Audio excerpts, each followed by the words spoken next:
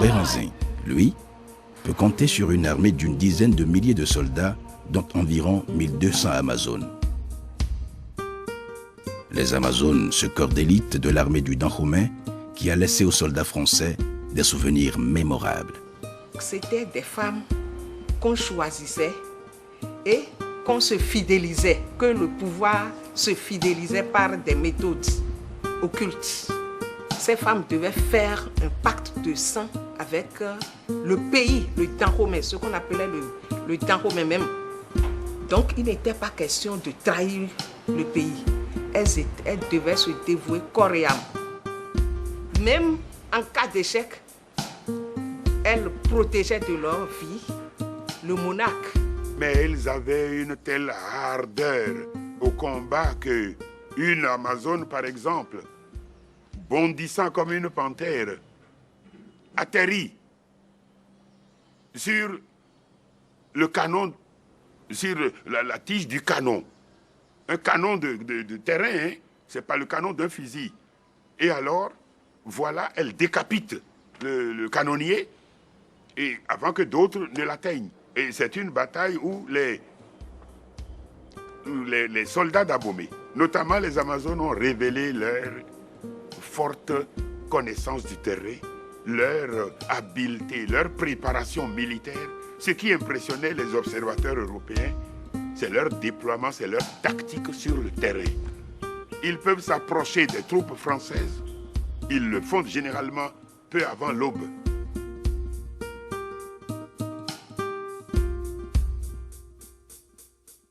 Les combats font rage. Le 19 septembre à Dogba, les Français perdent un de leurs officiers de pointe, le commandant Forax.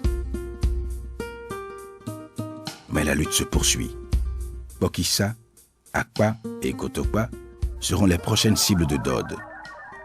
Elles seront conquises les 4 et 13 octobre.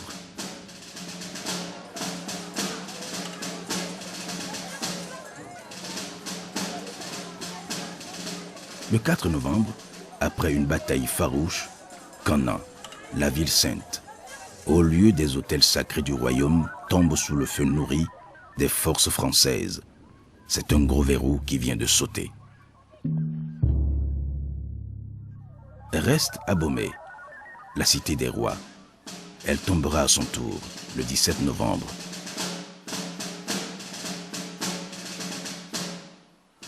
Dode y fera une entrée triomphale. Il fera même hisser le drapeau français à Singboji, le palais royal entre-temps mis à feu. Ce soir-là même, Dode apprendra qu'il a été élevé au grade de général de brigade.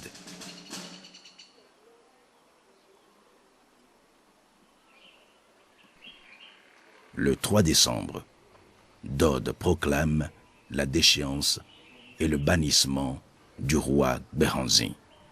Au nom de la République française, nous, général de brigade, commandant supérieur des établissements du golfe du Bénin, commandeur de la Légion d'honneur, en vertu des pouvoirs qui nous ont été conférés, déclarons le roi Béhanzin à Idjouet est déchu du trône du Dahomey et banni à jamais de ce pays. Le Dahomey est placé à compter de ce jour sous le protectorat de la France. Le drapeau bleu, blanc, rouge flotte désormais sur Abomey, vaincu et occupé.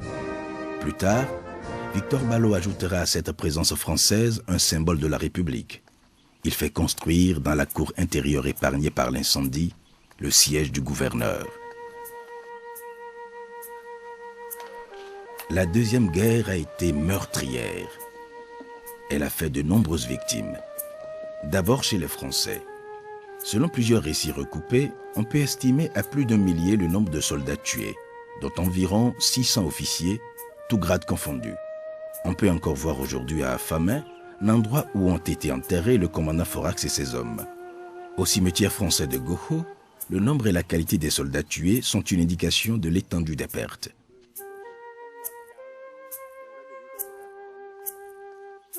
Du côté de l'armée de Béhanzin, le nombre de soldats et d'Amazones tués a été estimé à plus de 2000. Ce nombre pourrait bien être en deçà de la réalité, puisque des crémations de cadavres ont été faites par centaines, dont il n'existe aucune statistique à ce jour. On peut encore voir aujourd'hui dans la palmeraie d'Achupa et à Kokissa des impacts de tirs de canon, des restes de munitions abandonnées et d'autres pièces à conviction retrouvées dans des champs.